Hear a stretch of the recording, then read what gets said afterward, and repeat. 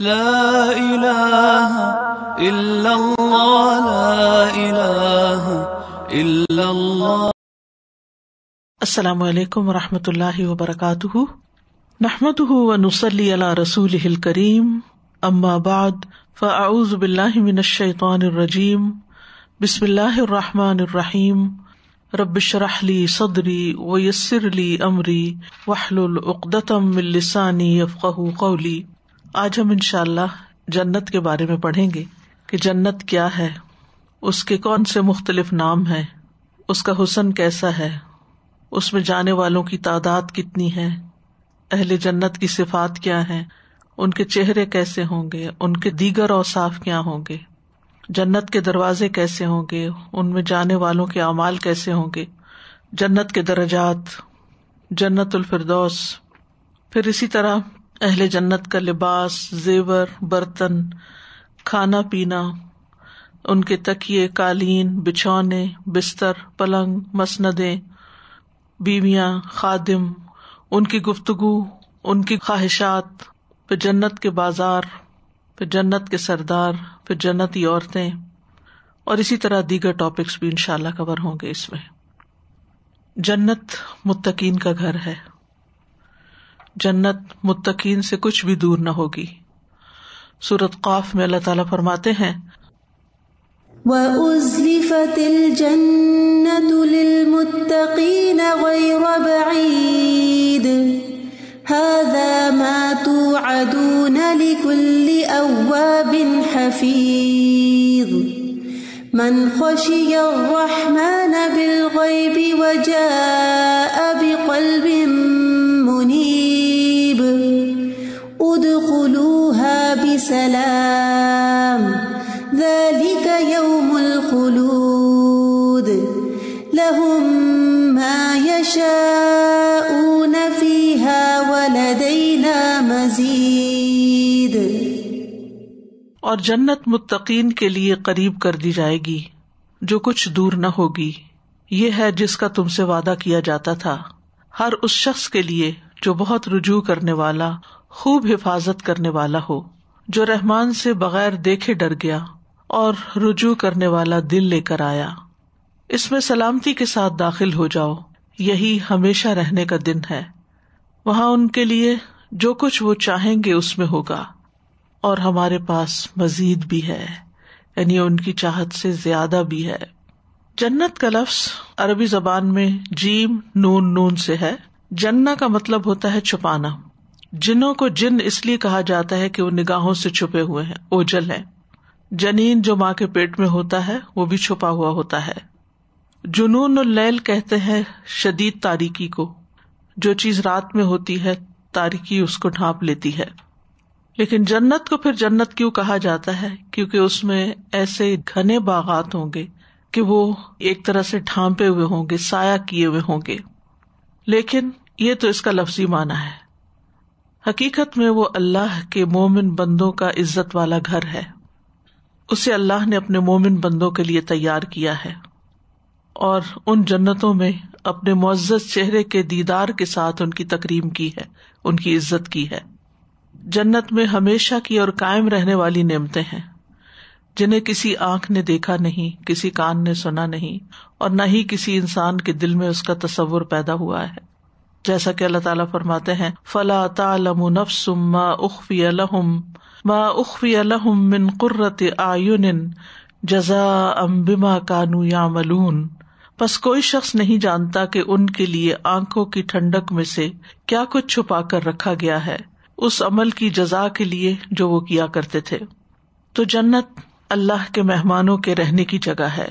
سورۃ آل عمران میں اللہ تعالیٰ فرماتے ہیں لكن الذين اتقوا ربهم لهم جنات تجري من تحتها الأنهار خالدين فيها نزلا من عند الله وما عند الله خير للأبرار۔ لیکن وہ لوگ جو اپنے رب سے ڈر گئے، ان کے لیے باغات ہیں جن کے نیچے سے نہریں بہتی ہیں، ہمیشہ ان میں رہنے والے ہیں اللہ کے پاس سے مہمانی کے طور پر، اور جو کچھ اللہ کے پاس ہے وہ نیک لوگوں کے لیے بہتر ہے۔ جنت رہنے کی بہترین جگہ ہے۔ سورۃ الفرقان میں اللہ تعالیٰ فرماتے ہیں اصحاب الجنة یومئذ خیر مستقرا واحسن مقیلا۔ اس دن جنت والے ٹھکانے کے اعتبار سے نہایت بہتر اور آرام گاہ کے اعتبار سے کہیں اچھے ہوں گے۔ جنت متقین کا گھر ہے، بہترین گھر۔ سورۃ النحل میں اللہ تعالیٰ فرماتے ہیں وقیل للذین اتقوا ماذا انزل ربکم قالوا خیرا للذین احسنوا فی هذه الدنیا حسنہ ولدار الآخرة خیر وَلَنِعْمَ دَارُ الْمُتَّقِينَ۔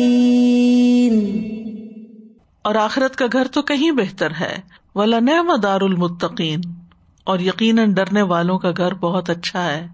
آپ دیکھ رہے ہیں کہ ہر جگہ پر اللہ سے ڈرنے کی بات ہے، اللہ کے تقویٰ کی بات ہے، کیونکہ یہ تقویٰ ہی انسان کے اندر ہوتا ہے تو انسان دنیا میں سیدھے راستے پہ چل سکتا ہے، اور یہ تقویٰ ہی ہوگا جو انسان کو جنتوں تک پہنچائے گا۔ جنت عزت کا مقام ہے، جہاں اہل جنت کو عزت بخشی جائے گی۔ سورۃ المعارج میں اللہ تعالیٰ فرماتے ہیں اولئک فی جنات مکرمون، یہی لوگ جنتوں میں عزت دیے جانے والے ہیں، یعنی جہاں نعمتیں ہوں گی، خوشیاں ہوں گی، سکون اور راحت ہوگا، وہاں اللہ تعالیٰ عزت بھی بخشے گا۔ وہاں نہ لوگ آپس میں ایک دوسرے کے اوپر کوئی ایسی بات کریں گے کہ کوئی کسی کو ذلیل کرے، اور نہ ہی اللہ تعالیٰ کی طرف سے کوئی ناراضگی ہوگی کہ انسان اپنی ذلت محسوس کرے۔ وہ دائمی نعمتوں کا گھر ہے۔ سورۃ التوبہ میں فرمایا یبشرہم ربہم برحمت منہ ورضوان وجنات لہم فیہا نعیم مقیم۔ ان کا رب انہیں اپنی طرف سے بڑی رحمت اور عظیم رضامندی اور ایسے باغوں کی خوشخبری دیتا ہے جن میں ان کے لیے ہمیشہ رہنے والی نعمتیں ہیں، یعنی جنت کی نعمتیں کبھی ختم نہیں ہوں گی۔ دنیا میں موسم بدل جاتے ہیں، حالات بدل جاتے ہیں، خود انسان کے اندر جسمانی طور پر، ذہنی طور پر تبدیلیاں آتی رہتی ہیں، لیکن وہاں پر انسان کے پاس جو کچھ ہوگا وہ ہمیشہ کے لیے ہوگا، اس میں سے کسی بھی چیز سے جدائی نہ ہوگی۔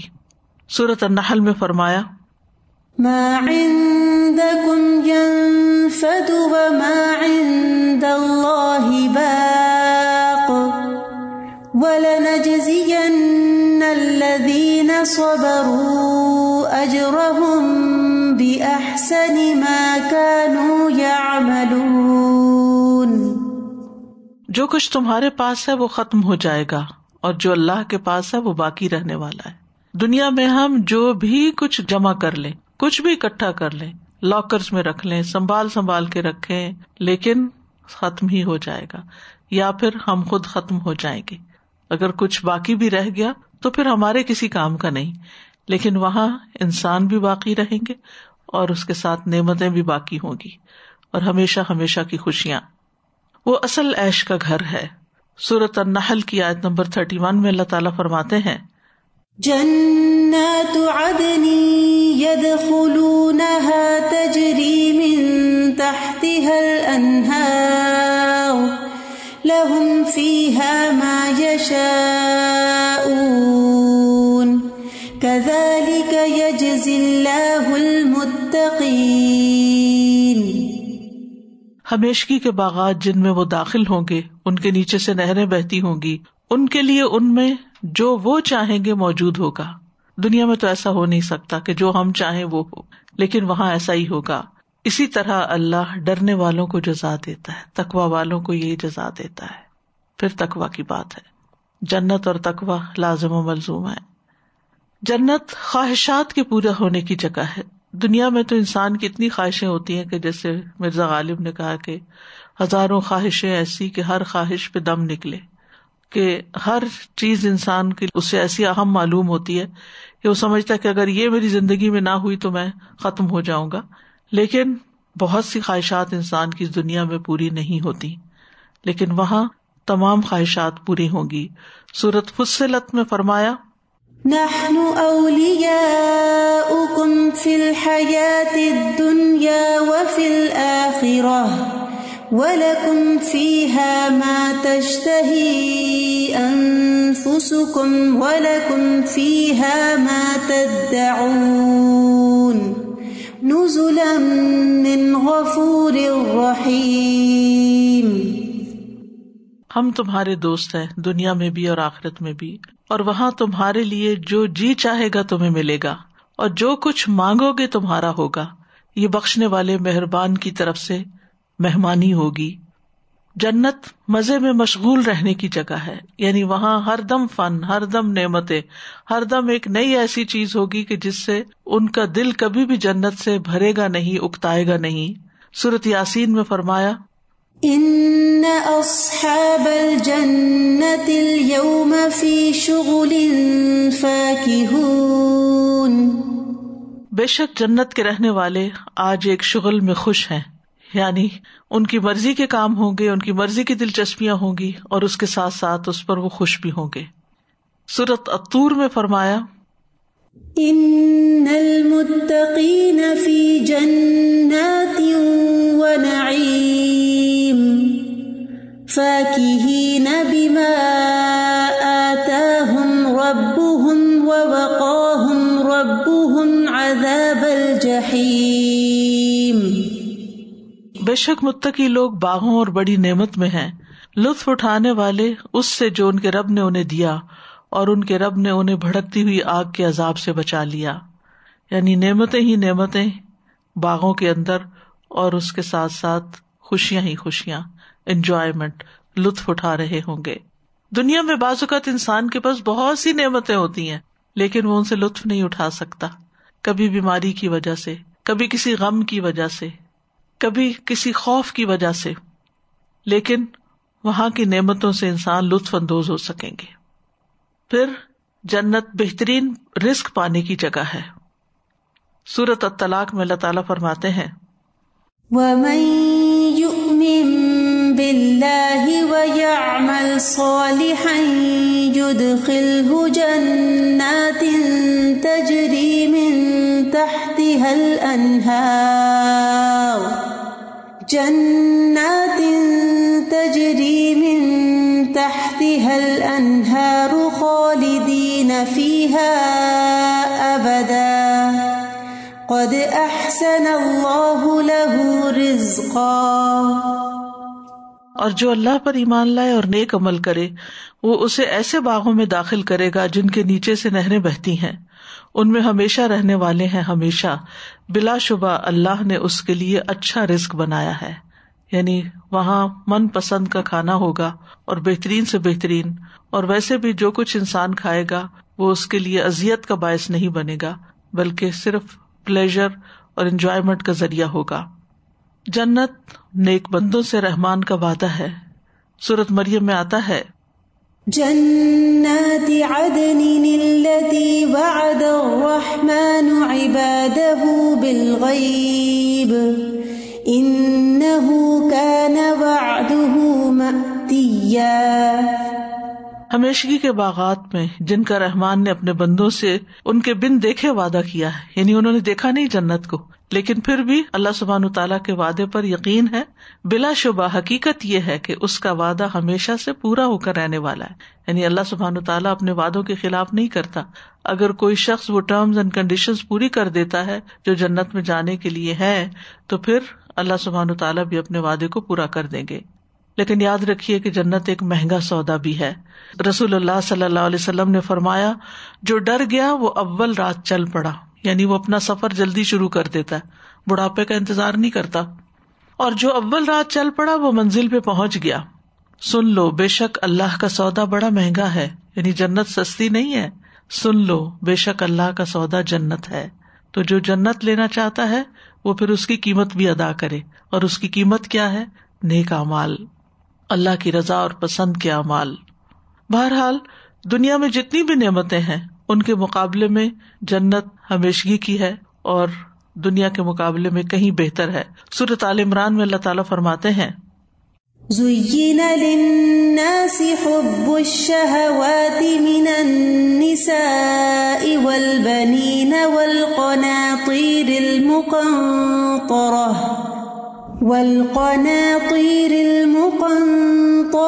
مِنَ الذَّهَبِ وَالْفِضَّةِ وَالْخَيْلِ الْمُصَوَّمَةِ وَالْأَنْعَامِ وَالْحَرْثِ ذَلِكَ مَتَاعُ الْحَيَاةِ الدُّنْيَا وَاللَّهُ عِندَهُ حُسْنُ الْمَآبِ قُلْ أَأُنَبِّئُكُمْ بِخَيْرٍ مِّن ذَلِكُمْ لِلَّذِينَ اتَّقَوْا عِندَ رَبِّهِمْ جَنَّاتٌ تَجْرِي مِن تَحْتِهَا الْأَنْهَارُ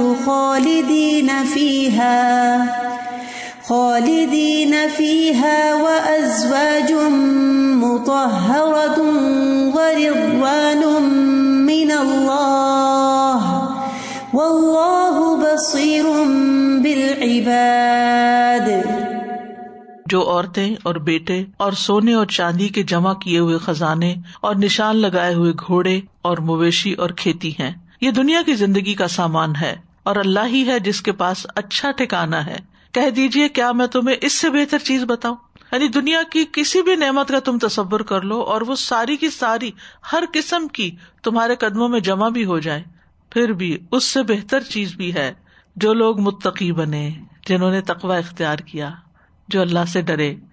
ان کے لیے ان کے رب کے پاس باغات ہیں جن کے نیچے سے نہریں بہتی ہیں، ان میں ہمیشہ رہنے والے ہیں، اور نہایت پاک صاف بیویاں، اور اللہ کی جانب سے عظیم خوشنودی یعنی اللہ تعالیٰ کی رضامندی. وَرِضْوَانٌ مِّنَ اللَّهِ وَاللَّهُ بَصِيرٌ بِالْعِبَادِ، اور اللہ بندوں کو خوب دیکھنے والا ہے. وہ دیکھ رہا ہے کہ کون کیا چوز کرتا ہے، کون دنیا کے پیچھے ہی بھاگ رہا ہے اور کون اپنی آخرت کی بھی فکر کرتا ہے اور اس جنت کا شوق رکھتا ہے. کیونکہ انسان جس چیز کو پریشیس سمجھتا ہے، جس چیز سے محبت کرتا ہے، جس چیز کا شوق رکھتا ہے، پھر اسی کے لیے محنت اور کوشش بھی کرتا ہے. تو ہم سب کو دیکھنا چاہیے کہ دنیا کے مقابلے میں اپنے اس گھر کی تیاری کے لیے ہم کیا کر رہے ہیں. جنت کے مختلف نام بھی ہیں. پہلا نام تو جنت ہے، یہ عمومی نام ہے یعنی جنرل نیم ہے جو ہر قسم کی جنت کے لیے استعمال ہوتا ہے. اور جیسے کہ پہلے عرض کیا کہ جنت کا لفظی معنی ہے چھپانا، یعنی جنہ کا لفظ پردہ ڈالنا اور ڈھانپ دینا. باغ کو جنت کہتے ہیں کیونکہ باغ اپنے اندر موجود درختوں کو چھپا لیتا ہے. اور پھر ایسی جگہ کے لیے جنت کا لفظ استعمال ہوتا ہے جہاں درخت بہت زیادہ اور مختلف اقسام کے ہوں. اور کسی بھی باغ کا حسن جو ہے، یہ کسی بھی مقام کا، یہ کسی بھی ایریا کا، وہ اس کے درخت ہوتے ہیں. ان درختوں کی وجہ سے ہائی وے بھی بڑی خوبصورت ہو جاتی ہے، نہریں اور دریا بھی بہت خوبصورت ہو جاتے ہیں. جن ایریاز میں لوگ رہتے ہیں اگر ان ایریاز میں درخت ہوں تو وہ ایریاز بھی زیادہ خوبصورت ہوتے ہیں. تو درخت جو ہے وہ زمین کا بھی حسن ہے اور درخت جو ہے وہ جنت کا بھی حسن ہے. اور درختوں ہی کی کثرت کی وجہ سے جنت کو جنت نام دیا گیا ہے. دوسرا نام ہے دارالسلام، سلامتی کا گھر. سورۃ الانعام میں آتا ہے لہم دار السلام عند ربہم، ان کے لیے ان کے رب کے ہاں سلامتی کا گھر ہے. اللہ تعالیٰ فرماتے ہیں واللہ یدعو الی دار السلام، اللہ سلامتی کے گھر کی طرف دعوت دیتا ہے، بلاتا ہے. کیونکہ دنیا میں کہیں بھی انسان کو امن نہیں ہے، چین نہیں ہے، سکون نہیں ہے. انسان کہیں بھی چلا جائے وہاں کے اپنے ہی خطرات ہیں. تو جنت ایسی جگہ ہے کہ جہاں کسی قسم کا کوئی خوف اور کوئی بدامنی نہیں، امن ہی امن ہے. اللہ سبحانہ تعالیٰ کا اپنا نام السلام ہے، تو اللہ نے جنت کو بھی دارالسلام کہا. اور جنت کے رہنے والے بھی آپس میں ایک دوسرے کو سلام کا تحفہ دیں گے. اللہ تعالیٰ اور فرشتوں کا سلام بھی آئے گا جنت والوں پر. اس گھر میں جتنی بھی گفتگو ہوگی وہ سلامتی کی ہوگی. کوئی کسی کی غیبت، چغلی، کوئی کسی کے ساتھ بدتمیزی، بد اخلاقی نہیں برتے گا، کوئی لغو بات نہیں سنے گا. نیک بندے کو دنیا سے آنے کے بعد سلامتی کی خوشخبری مل جاتی ہے، یعنی جنت کی خوشخبری اس کو مل جاتی ہے. اللہ سبحانہ تعالیٰ سورۃ الواقعہ میں فرماتے ہیں وَأَمَّا إِن كَانَ مِنْ أَصْحَابِ الْيَمِينِ فَسَلَامٌ لَكَ مِنْ أَصْحَابِ الْيَمِينِ.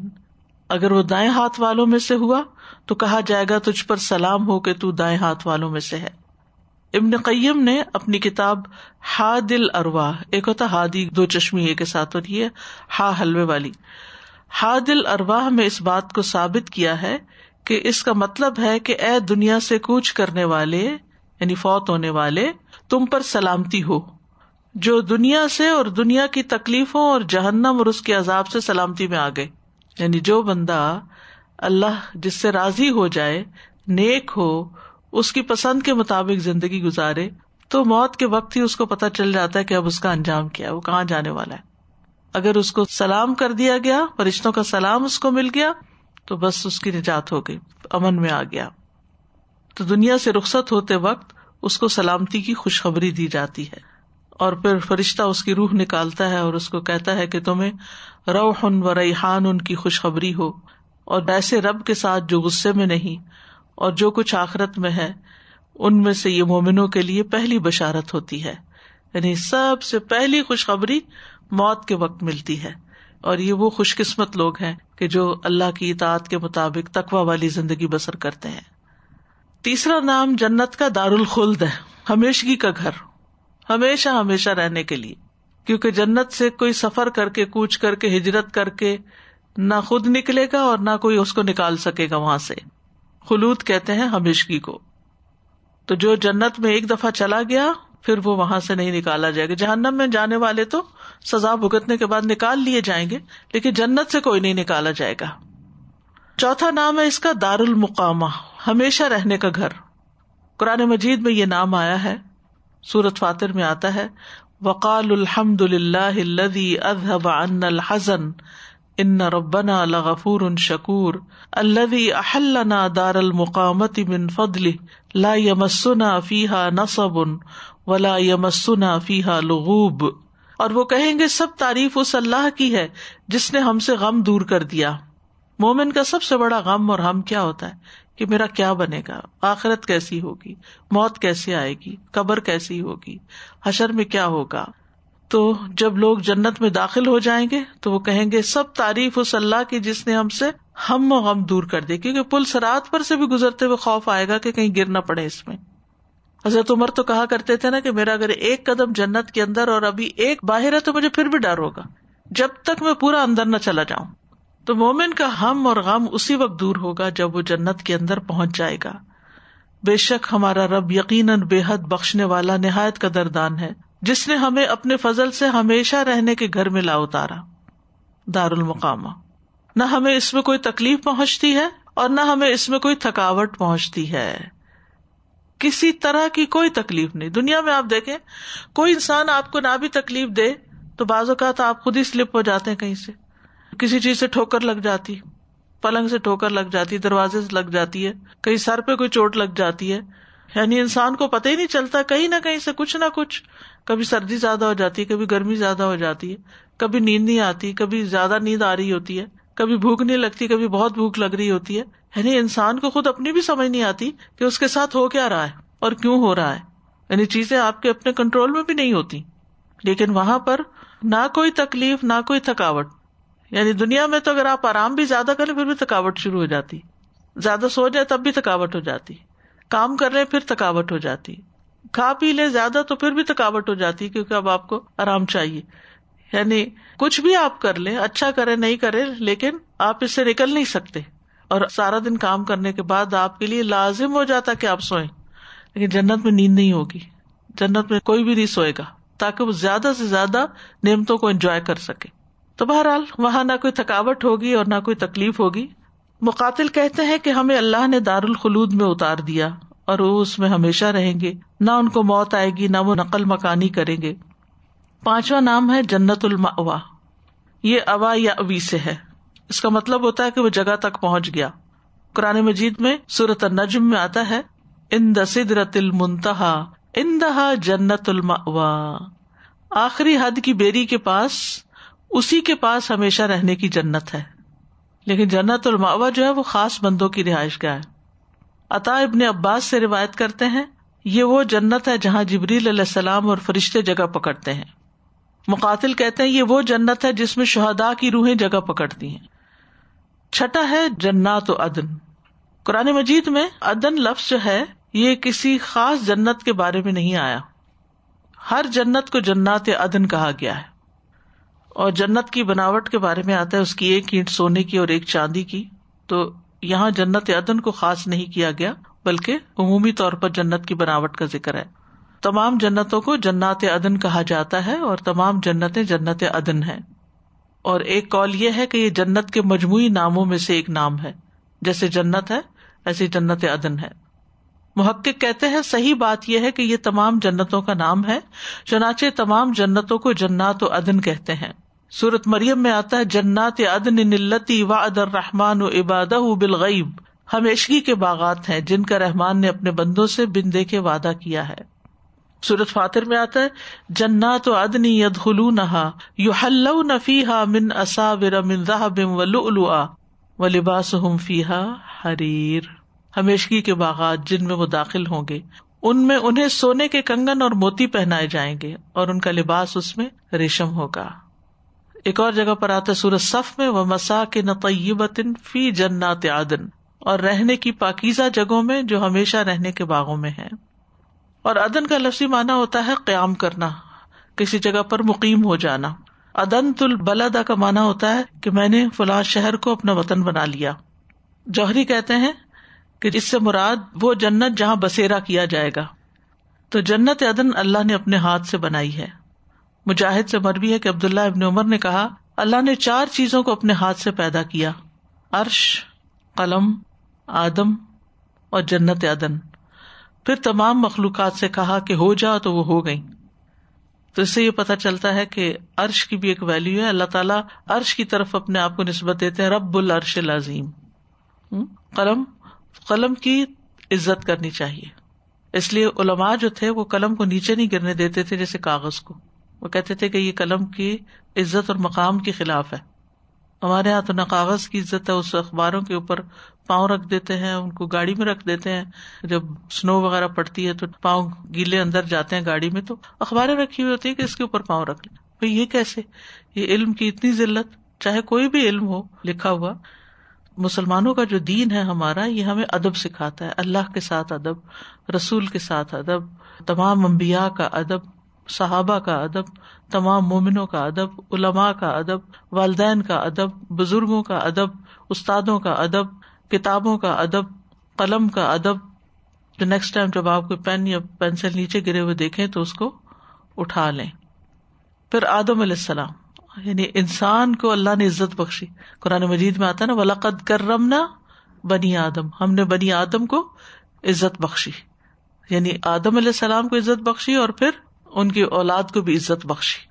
اور جنت انسانوں کے لیے بنائی ہے اللہ نے، لیکن انسانوں میں سے سلیکشن ہوگی کہ کون متقی تھے، کون پرہیزگار تھے، کون وہاں رہنے کے قابل ہیں، کیونکہ ہر ایک کے لیے وہ جگہ نہیں ہے.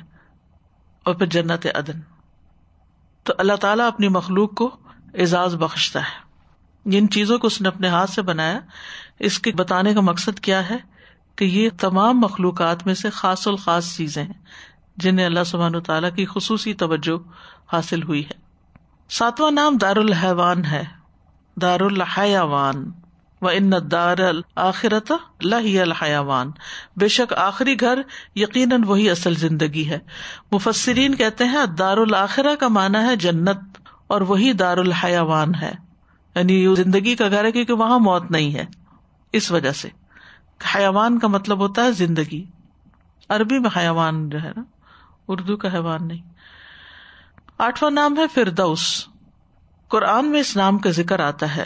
سورۃ المومنون میں آتا ہے اولئک ھم الوارثون الذین یرثون الفردوس ھم فیہا خالدون. یہی لوگ ہیں جو وارث ہیں، جو فردوس کے وارث ہوں گے، وہ اس میں ہمیشہ رہنے والے ہیں.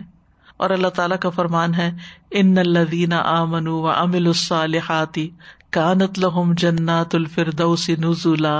سورۃ الکہف میں آتا ہے بے شک وہ لوگ جو ایمان لائے اور انہوں نے نیک اعمال کیے، ان کے لیے فردوس کے باغ مہمانی ہوں گے، یعنی ان کو وہاں پر عزت بخشی جائے گی مہمانوں کی طرح.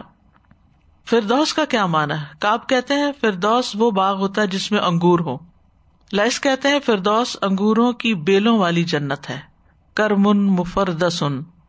دحاق کہتے ہیں درختوں سے لپٹا ہوا باغ ہے، یعنی ایسا باغ جس میں بہت درخت ہوں.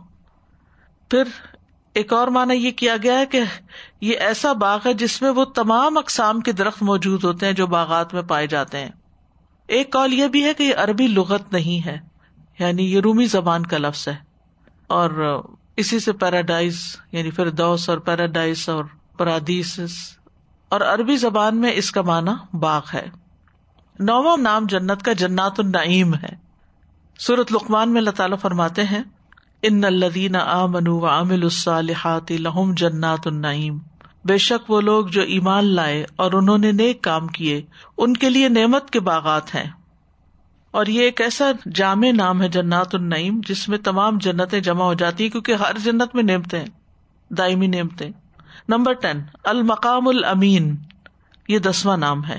قرآن مجید میں آتا ہے ان المتقین فی مقام امین، بے شک متقی لوگ امن والی جگہ پر ہوں گے. مقام اقامت کی جگہ کو کہتے ہیں، اور امین کا مطلب ہے امن والی، یعنی جس میں کوئی کسی قسم کی تکلیف نہ ہو، ہر ناپسندیدہ چیز سے امن.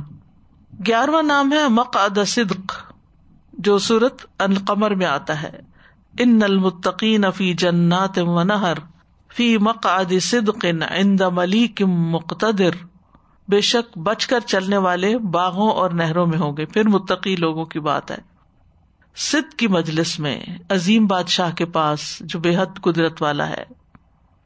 تو اللہ تعالیٰ نے جنت کا ایک نام مقعد صدق بھی رکھا ہے تاکہ وہ چیز حاصل ہو جائے جس سے مراد اچھی بیٹھنے کی جگہ ہوتی ہے. جب دوستی اور محبت مضبوط ہو تو کہا جاتا ہے مودۃ صادقۃ، سچی دوستی. تو صدق کا لفظ جو ہے سچائی کے معنوں میں بھی آتا ہے، اور انسان کی خوبصورت حالت کا مکمل ہونا اور تندرستی کے لیے بھی آتا ہے. عبداللہ بن مسعود کہتے ہیں کہ نبی صلی اللہ علیہ وسلم نے فرمایا سچائی نیکی کا راستہ دکھاتی ہے اور نیکی جنت کی طرف لے جاتی ہے، اور آدمی سچ بولتا رہتا ہے یہاں تک کہ وہ صدیق کا مرتبہ حاصل کر لیتا ہے. یعنی اس میں گفتگو میں سچ بولنا، عمل میں سچائی کا مظاہرہ کرنا، کیونکہ صدیق جو ہوتا ہے وہ صرف زبان کا سچا نہیں ہوتا، عمل بھی کر کے دکھاتا ہے. اور 12واں نام ہے قدم الصدق. وبشر الذین آمنوا ان لہم قدم صدق عند ربہم، سورۃ یونس میں آتا ہے. اور جو لوگ ایمان لائے انہیں بشارت دے کہ یقیناً ان کے لیے ان کے رب کے ہاں سچا مرتبہ ہے. اچھا، دنیا کے مرتبے اور مقام، بعض اوقات آپ کسی کو اس کے مقام سے بڑھا رہے ہوتے ہیں جو کہ اس کو ڈیزرو نہیں کرتا، اور بعض اوقات کسی کو اس کے مقام سے گھٹا رہے ہوتے ہیں جو کہ اس کے ساتھ زیادتی ہوتی. لیکن قیامت کے دن انسان کو جو مقام ملے گا جنت میں، وہ واقعی وہی ہوگا جو اس کو وہ ڈیزرو کرتا ہوگا، اور اس میں کسی قسم کی اس سے حق تلفی نہیں ہوگی، اور نہ ہی اس میں کوئی بناوٹ ہوگی. دنیا میں بعض اوقات لوگ خوشامد کے ساتھ دوسروں کو بہت چڑھا دیتے ہیں، حالانکہ وہ اس کے اہل اور قابل ہوتے ہی نہیں ہیں. لیکن وہاں ایسا کوئی دھوکہ فریب نہیں ہوگا. وہاں جو جس مقام کو ڈیزرو کرتا ہے اس کو وہ مقام عطا کیا جائے گا. وبشر الذین آمنوا ان لہم قدم صدق عند ربہم، اور جو لوگ ایمان لائے انہیں بشارت دے دیجیے کہ یقیناً ان کے لیے ان کے رب کے ہاں سچا مرتبہ ہے. السلام علیکم رحمۃ اللہ وبرکاتہ. اتفاق سے 2-3 شادیاں زندگی میں نے ایسی دیکھی کہ وہاں ہر چیز تھی، مطلب جیسے دنیا کی نعمتیں کہہ لیں نا، تو بڑا گھر، گاڑیاں بھی، ہر چیز، لیکن اندر سکون نہیں تھا. تو جو یہ بات کی جا رہی کہ نعمتیں تو ہیں، اللہ تعالیٰ نعمتیں اپنی بتاتا ہے، کئی دفعہ نعمتیں نظر بھی آ رہی ہوتی ہیں، لیکن چھوٹی چھوٹی باتوں پہ جو لڑکیاں وہاں بیائی گئیں، ان کو تانے دینے، مختلف سینیریوز کی بات کر رہی ہوں، یا ان کو وہ جو نعمتیں تھیں وہ ان کے لیے بیکار تھیں، وہ ان کو دی نہیں جاتی تھیں، یا ان کو وہ یوز کرنے کے لیے اجازت نہیں تھی. تو ان چیزوں سے بھی ایسے لگتا ہے کہ دنیا کی جتنی مرضی دولت، اور اتنی دولت کہ آپ سوچ نہیں سکتے. اور ابھی بھی آپ بڑے بڑے لوگوں کو دیکھ لیں، ان کے پاس جتنا پیسہ ہے ان کی اتنی مشکل پڑی ہوئی ہے کہ اس کو کہاں خرچ کرنا ہے اور کتنا خرچ کرنا ہے اور کیسے خرچ کرنا ہے، باہر نہیں نکال سکتے، سامنے نہیں رکھ سکتے. تو جنت کی تو بات ہی پھر اور ہی ہے، ماشاءاللہ قوت ہے. مقام امین. السلام علیکم. سادہ جی، صرف یہ چیزیں سوچ کر اور امیجن کر کے اور سن کر اتنی ٹھنڈک اور اتنا اطمینان محسوس ہو رہا ہے کہ جیسے کسی نے کچھ چیز ایسی آپ کو پلا دی ہو جس سے آپ کو ٹھنڈک محسوس ہو، ایسا فیل ہو رہا ہے. تو وہاں جا کر کیسا ہوگا؟ مجھے تو یہ ہوتا ہے کہ ابھی اگر انسان ایسی باتیں سنتا ہے تو اس کا ایفیکٹ آتا ہے انسان کے اوپر، اچھی باتوں کا، خوبصورت جگہوں کا، اور جہاں پر یہ سب پلوٹیڈ چیزیں نہیں ہوں گی جس میں لوگوں کو گرایا جا رہا ہے یا اسے ڈیزرونگ مارک نہیں مل رہا ہے یا پھر اسے دھتکارا جا رہا ہے یا پھر گرمی ہے یا بیماری ہے، اس ساری چیزوں سے انسان سارے مسئلے پاک پیچھے صاف ہوئے گا تو کیسا ہوگا، مطلب انبلیویبل. اور پھر آپ صلی اللہ علیہ وسلم جب دعا کرتے تھے کہ ربنا آتنا فی الدنیا حسنۃ وفی الآخرۃ حسنۃ وقنا عذاب النار، یعنی دنیا بھی اللہ میری احسن بنا دے اور آخرت بھی احسن کر دے انشاءاللہ، آمین. پھر ہے جنت کا حسن. عبداللہ ابن عمر سے مروی ہے، وہ کہتے ہیں میں نے رسول اللہ صلی اللہ علیہ وسلم کو فرماتے ہوئے سنا، اللہ عز و جل قیامت والے دن جنت کو بلائے گا، وہ اپنی زینت اور سجاوٹ اور نمائش اور آرائش کے ساتھ آئے گی، خوب سجی بنی.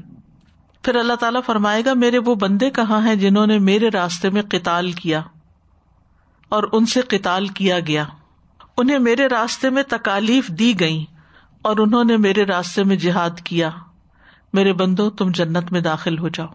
یعنی جن کو اللہ کے راستے میں ستایا گیا سب سے پہلے اللہ سبحانہ و تعالیٰ ان کو آنر بخشیں گے، بس وہ بغیر حساب کے جنت میں داخل ہو جائیں گے. دنیا میں انسان کو عافیت مانگنی چاہیے، لیکن اگر انسان پر کوئی بھی تکلیف آ جاتی ہے، کیونکہ ایک نفس سے بھی تو جہاد ہوتا ہے نا، انسان اپنے آپ سے اسٹرگل کر رہا ہوتا ہے، اپنے تزکیے کے لیے فکر مند ہوتا ہے، تو دنیا میں انسان اگر کسی بھی مشکل میں گرفتار ہے، چاہے وہ اپنے اندر کی ہے یا باہر کی، اس پر پریشان نہیں ہونا چاہیے، اس پر اچھی امید رکھنی چاہیے کہ دنیا میں جو بھی کوئی امتحان آیا وہ میرے گناہوں کا کفارہ ہوگا اور میری آخرت کو بہتر بنانے کے لیے ہوگا. یعنی ایسے لوگوں کی جن سے قتال کیا گیا اور جنہوں نے اللہ کے راستے میں قتال کیا، اپنی جانیں دی یا کوئی گھر بار لٹائے یا کچھ بھی، وقتی طور پر تو ان کا بہت بڑا لاس ہوا، لیکن اس کا بدلہ کتنا بڑا ہے. جنت نہ کسی آنکھ نے دیکھی نہ کسی کان نے اس کے بارے میں سنا.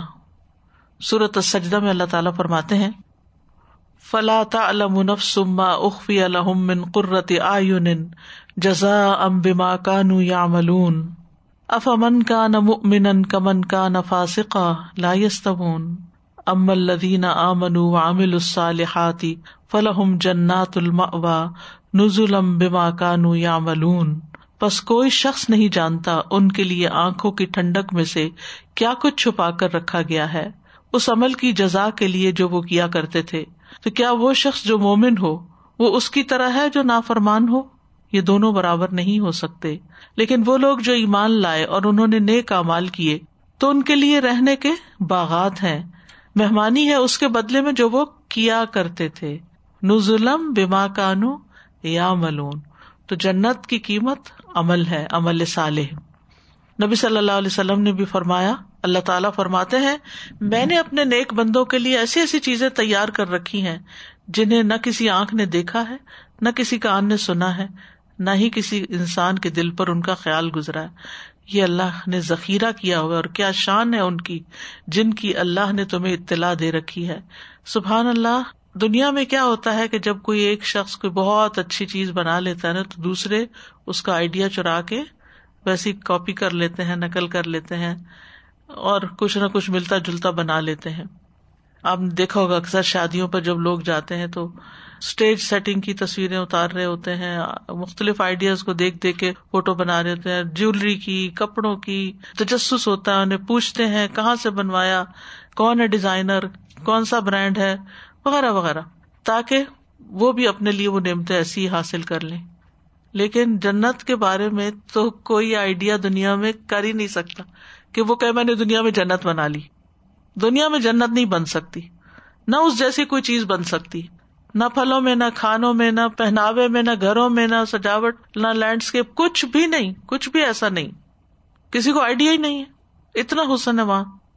بعض لوگ جنت میں مشروبات اور ان کے برتنوں وغیرہ کا کچھ پڑھتے ہیں نا، تو دنیا میں بھی ویسے ہی چیزیں بنا کے کچھ اپنے دل کو خوش کرنے کی کوشش کرتے ہیں، یعنی کاپی کرتے ہیں اس کی. لیکن حقیقت یہ ہے کہ اس جیسی کوئی چیز نہیں. فرشتے جو تھے وہ جنت کے حسن و جمال سے مروب ہو گئے. رسول اللہ صلی اللہ علیہ وسلم نے فرمایا اللہ عز و جل نے جنت کی دیوار کا سونے اور چاندی کی اینٹ سے احاطہ کیا، یعنی اس کی باؤنڈری وال جو تھی سونے اور چاندی کی اینٹ سے، کیا خوبصورتی ہوگی. پھر اس میں نہریں کھودی، اس کے درختوں کو کاشت کیا. پس جب فرشتوں نے اس کے حسن و جمال کی طرف دیکھا تو کہا اے جنت تو کتنی خوش نصیب ہے، تو بادشاہوں کی منزل ہے. یعنی جو تیرے اندر آئیں گے وہ سبھی کے سب بادشاہ ہوں گے. دنیا کے بادشاہ نہیں مراد، اس سے مراد یعنی غریب سے غریب انسان بھی وہاں بادشاہوں جیسی زندگی بسر کرے گا. سورۃ الانسان میں فرمایا وَإِذَا رَأَيْتَ ثَمَّ رَأَيْتَ نَعِيمًا وَمُلْكًا كَبِيرًا. اور جب تو وہاں دیکھے گا تو نعمت ہی نعمت اور بہت بڑی بادشاہی دیکھے گا. جنت کی بناوٹ کے بارے میں ابو سعید خدری کی روایت ہے، کہتے ہیں کہ رسول اللہ صلی اللہ علیہ وسلم نے فرمایا اللہ تبارک و تعالیٰ نے جنت کو پیدا کیا، ایک اینٹ سونے کی تھی، ایک اینٹ چاندی کی تھی، اور اس کا گارا یعنی سیمنٹ جو بیچ کا ہوتا ہے وہ کستوری کا تھا یعنی خوشبودار. اللہ تعالیٰ نے اسے کہا کلام کر یعنی جنت تم بولو. اس نے کہا قد افلح المؤمنون الذین هم فی صلاتهم خاشعون. آگے بھی کہ مومن فلاح پا گئے، وہ مومنوں کا ٹھکانہ ہے جن کے یہ ٹریٹس ہیں. جنت میں موتیوں کے گنبد ہوں گے.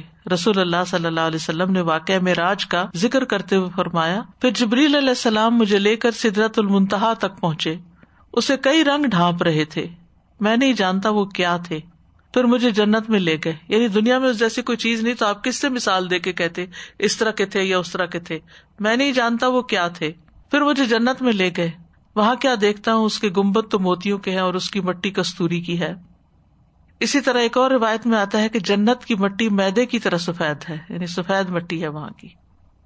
سعد بن ابی وقاص کہتے ہیں اگر ناخن سے کم مقدار کے برابر بھی جنت کی کوئی چیز ظاہر ہو جائے تو وہ آسمان اور زمین کے کناروں کو چمکا دے.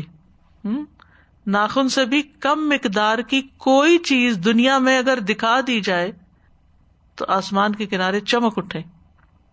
اور جنت کا کوئی آدمی جھانکے اور اس کے کنگن ظاہر ہو جائیں تو وہ سورج کی روشنی کو ایسے مٹا دیں گے جیسے سورج ستاروں کی روشنی کو مٹا دیتا ہے. ابو ہریرہ کہتے ہیں ہم نے عرض کیا اللہ کے رسول جنت کس چیز سے بنی ہے؟ آپ نے فرمایا ایک اینٹ چاندی کی، ایک اینٹ سونے کی. اس کا سیمنٹ خالص کستوری ہے، اس کے سنگریزے موتی اور یاقوت کے ہیں، اس کی مٹی زعفران ہے. جو اس میں داخل ہوگا وہ نعمتوں میں رہے گا، کبھی تکلیف نہیں پائے گا، اور وہ اس میں ہمیشہ رہے گا، اسے کبھی موت نہیں آئے گی. ان کے کپڑے پرانے نہیں ہوں گے، ان کی جوانی کبھی فنا نہیں ہوگی. ایک کوڑا رکھنے کی جگہ زمین و آسمان سے بہتر ہے. رسول اللہ صلی اللہ علیہ وسلم نے فرمایا جنت میں سے کسی ایک کے کوڑے کی جگہ آسمان اور زمین کے درمیان جو کچھ ہے اس سے بہتر ہے. آسمان اور زمین کے درمیان یعنی پوری دنیا سے بہتر ہے. کوڑا کتنا ہوتا ہے؟ اتنا، ایک گز بھر یا اس سے تھوڑا زیادہ کم. جنت کا ایک چکر دنیا کے سارے غم بھلا دے گا. صحیح مسلم میں آتا ہے، انس بن مالک سے روایت ہے، کہتے ہیں کہ رسول اللہ صلی اللہ علیہ وسلم نے فرمایا اہل جنت میں سے اس آدمی کو پیش کیا جائے گا جسے دنیا میں لوگوں سے سب سے زیادہ تکلیفیں آئی ہوں گی. جو دنیا میں سب سے زیادہ دکھی شخص ہوگا اس کو لایا جائے گا. پھر اسے جنت میں صرف ایک دفعہ غوطہ دے کے پوچھا جائے گا اے ابن آدم کیا تو نے کبھی کوئی تکلیف بھی دیکھی؟ کیا تم پہ کوئی سختی بھی گزری؟ وہ کہے گا میرے رب اللہ کی قسم کبھی کوئی تکلیف میرے پاس سے گزری نہیں، اور نہ ہی میں نے کبھی کوئی شدت اور سختی دیکھی. یعنی وہ خوشی اس کو سارے دنیا کے غم اور دکھ اور تکلیف اور پریشانیاں بھلا دے گی. آپ نے دیکھا ہوگا کہ جس دن ہماری طبیعت اچھی ہو، صحت اچھی ہو، ہر چیز اچھی ہو تو ایسا لگتا ہے کہ جس دنیا میں کوئی مسئلہ ہی نہیں، ہم اپنے ہی مسئلوں کو بھول چکے ہوتے ہیں اس وقت. تو جنت میں جا کر انسان دنیا کے غموں کو یاد کر کر کے نہیں روئے گا. دنیا میں تو کیا ہوتا ہے کہ اگر انسان کو کوئی تکلیف پہنچے پھر اس کے بعد کوئی ہمدردی کر بیٹھے تو پھر کیا ہوتا ہے؟ پھر بھی ہم روتے ہیں، اس ہمدردی پہ بھی روتے ہیں. اور اگر کوئی ہمارے ساتھ اور سختی کرے تو اس پہ بھی ہم روتے ہیں کہ کسی کو میرا احساس نہیں، کسی حال میں ہم خوش نہیں ہوتے. لیکن وہاں کسی حال میں کوئی تکلیف ہے ہی نہیں، نہ کسی کی ہمدردی کی ضرورت ہے اور نہ ہی کسی کے غم بانٹنے کی، کیونکہ غم ہی کوئی نہیں وہاں. جنت میں داخلے کے بارے میں آتا ہے کہ سب سے پہلے نبی صلی اللہ علیہ وسلم کے لیے جنت کے دروازے کھولے جائیں گے. حذیفہ بن یمان کہتے ہیں کہ نبی صلی اللہ علیہ وسلم کے صحابہ نے کہا ابراہیم علیہ السلام خلیل اللہ ہیں، عیسیٰ علیہ السلام اللہ کا کلمہ اور روح ہیں، اور موسیٰ علیہ السلام سے اللہ نے کلام کیا. اے اللہ کے رسول آپ کو کیا عنایت کیا گیا؟ یعنی ان کے یہ ٹائٹلز ہیں خلیل اللہ، کلمت اللہ، اور کلیم اللہ. آپ نے فرمایا قیامت کے دن آدم علیہ السلام کی ساری اولاد میرے جھنڈے تلے ہوگی اور میں وہ ہوں جس کے لیے سب سے پہلے جنت کے دروازے کھولے جائیں گے. انس رضی اللہ عنہ کہتے ہیں میں نے رسول اللہ صلی اللہ علیہ وسلم کو یہ فرماتے ہوئے سنا قیامت کے دن سب سے پہلے میری قبر کھلے گی اور میں اس پہ فخر نہیں کرتا.